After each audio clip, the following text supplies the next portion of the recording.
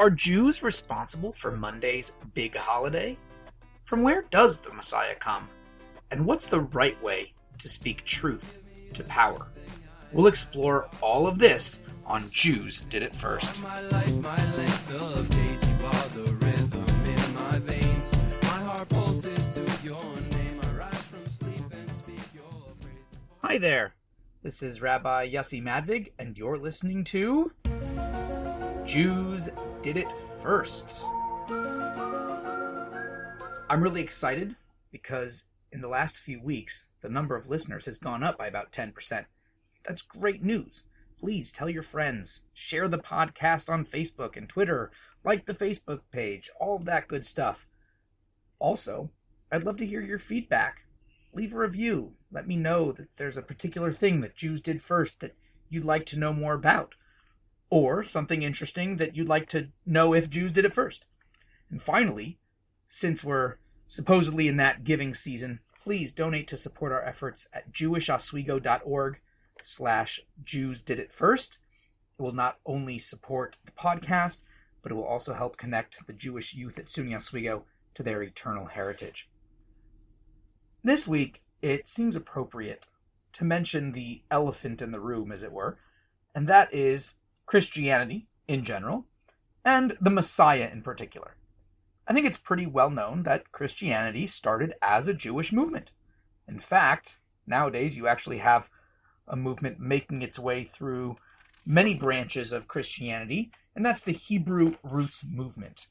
This is basically a hat tip to the Jewish foundation of the Christian religion. It expresses itself in things like having a Passover Seder in church, using Hebrew expressions, learning Hebrew, other such practices like that.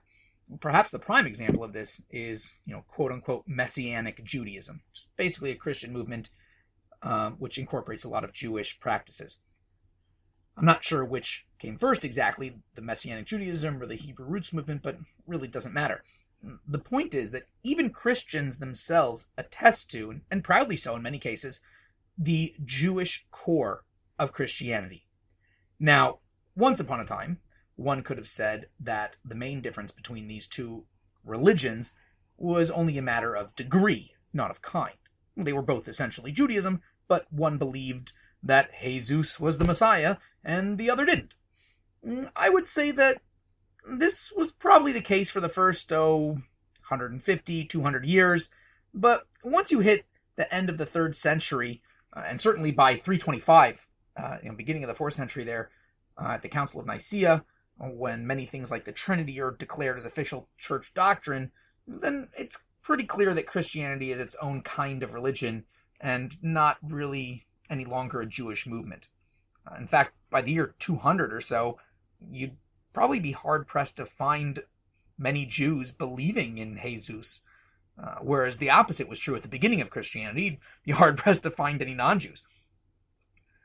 So, like I said, at first, it was this idea that Jesus was the Messiah, whereas regular Jews felt no.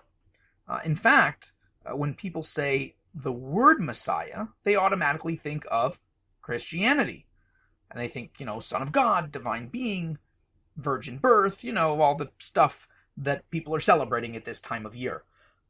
But let's delve into this concept of what the Messiah is and where it came from. So, did you know that what we just talked about, this idea of what the Messiah is strictly a Christian view of the Messiah?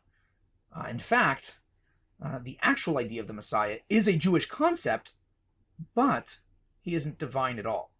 So, since we, quote-unquote, invented the idea, how do we define it?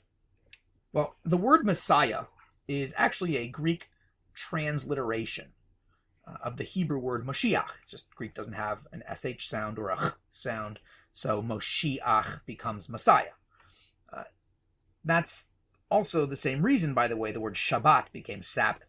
There's no sh sound, so you can't say Shabbat, it's Sabbath. Okay. Anyway, the word Mashiach means anointed. That's what it means. The connotation there is anointed with oil. So that's why when we see the word used biblically, it always refers to either a Kohen, a priest who's working in the temple, or a king, as both of these people are anointed with oil as part of their initiation into their position. Now, the transition from a Messiah to the Messiah as an actual term to refer to the savior of the Jewish people, the future king, and so on, that was a later development, at least as far as literary references go. Obviously, there was always this concept of Mashiach. It's certainly described many times in the Bible. Isaiah in many places, Jeremiah in several places, Ezekiel in several places. The prophets are full of it. You even find hints of it in the Torah, the 5 books of Moses itself. But it's not, the person's not referred to as Moshiach. So the actual reference to that person being called Mashiach, that's a later invention that develops around maybe the 1st century BCE to, in the Midrashic works and so on. So that happens at a much later time. And the reason the Messiah is called by that moniker is because, as seen from many biblical references, he is a direct descendant and a rightful heir to the throne of King David. And since King David was a king, he was a Messiah, a Mashiach. He was anointed. And since the Messiah will also take his rightful place as king, he will also be anointed as part of that initiation. So, Christianity and Messiah. Christians can thank Jews for Monday's holiday, since, as we see, Jews did it first. And now, the counter-missionary. Since we're coming up on the celebration of the birth, literally, of Christianity, I figured we'd take a look at a passage in the Jewish Bible that Christian missionaries claim discuss this event. Now, the verse is Micah 5:1, or 5:2 in the Christian Bible. And the verse reads like this: You, Bethlehem, Ephratah, you are small among the clans of Judah, the tribe of Judah, and out of you will come for me a ruler over Israel, whose origins are from Yemei Olam. And we'll get into what that means in just a minute, that Yemei Olam. And there's essentially 2 parts to this passage. Part 1 is the message of a future ruler coming from Beit Lechem, or Bethlehem. And part 2 is the origin being from Yemei Olam. Now, with regards to Bethlehem, to Beit Lechem, what are we talking about? Actually, you don't have to guess. The verse tells you. This is a particular clan or a family part of the tribe of Judah. And this is, in fact, where King David is from. Now, since this was written well after King David had ruled, we know it's talking about a future king that is a descendant of King David. And given the context of the section, it's indeed speaking of the Messiah. There's no argument there. This is definitely a messianic passage. However, this is discussing his tribe or his clan, not his physical birthplace. It's just telling you where amongst the Jewish people would you look for this person to be coming from. It has to be someone who is a descendant of King David, someone who has the same lineage as King David. Now, the second part is quite a piece of fancy theological footwork. As I mentioned, as Christianity developed, they moved away from the traditional Jewish understanding of the Messiah as a human king descended from King David to a divine being, God incarnate, as it were. Therefore, when discussing the origin of the Messiah, they do a tricky little turn of phrase here. You see, the phrase Yemei Olam means antiquity, or ancient days, days of old, or something like that. But the King James Version, not just the King James Version, actually changes the meaning. I'm probably basing this off of the Latin Vulgate translation. I think that's where the King James Version gets a lot of its stuff from. I'd have to look that up in particular. But we're going by the English version anyway, so it really doesn't matter. The King James Version changes this meaning to say eternity or everlasting, and many other Christian Bibles do that as well, which clearly gives the Messiah an eternal or divine quality that just doesn't exist in the Jewish Bible in the original Hebrew. Now, you might say, especially if you know a little Hebrew, Rabbi, we say things like La'olam va'ed, so, La'olam, it just means, it could mean eternity, so can't you just say that La'olam va'ed means, by the way, forever. So can't you just say that the different interpretations on what olam means, and the Jews choose one interpretation, the Christians choose another interpretation? What's the problem here? And the truth is that olam literally means world. So we're taking a word with a specific definition and using it idiomatically. The word means world. It doesn't have any reference to time, actually. It has a reference to place. But we're using it as an idiom. But that doesn't make the idioms malleable just because they use the same word, or interchangeable. For example, I might say I feel under the weather, and that refers to a sickness. But if I say to weather the storm, it means to persevere. You can't just magically say that one means the other. And there's a simple test that we can do, as we've done in the past.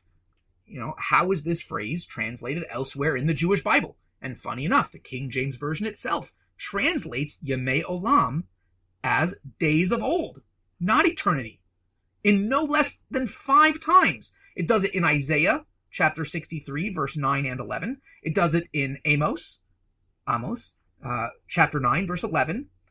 And my personal favorite over here, in Micah, the exact book that we're looking at, chapter 7, verse 14, just 2 chapters after the verse that we're looking at right now. And also does it again in Malachi, chapter 3, verse 4. So here we see, again, using the Jewish Bible to support the Christian missionary claims just doesn't seem to hold water. And now I'd like to share with you a Torah perspective in this week's Parsha about speaking truth to power. This week, Yehuda, Judah, approaches his brother Joseph, who is the second in command, the most powerful nation on earth. He doesn't know it's his brother. And how does Judah speak to him? Well, I've noticed 3 things that he does that I think are key when speaking truth to power, and I think it's missing a little bit in today's discourse. 1, he's very respectful. He constantly calls Joseph Sir or Lord. He doesn't go in flipping things over, beating people up, using vulgar language. He's very kind. He's very respectful. Number 2, he's very firm, and he doesn't back down.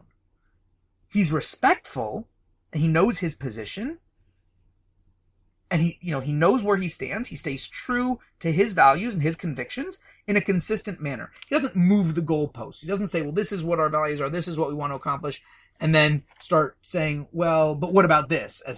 Whether that gets shot down, or even if you attain that, and then start, moving the goalposts, as it were, which I think a lot of people do in arguments, and especially when they're trying to get something, elicit something from their representatives or from their leaders. And finally, Judah lays out all of the facts. He starts from the beginning of their encounter from last week's Parsha, and he repeats back exactly what Joseph did and said, as well as the brothers' response to Joseph's requests and actions. He didn't hide any information. He didn't skew any information. He just told it like it is.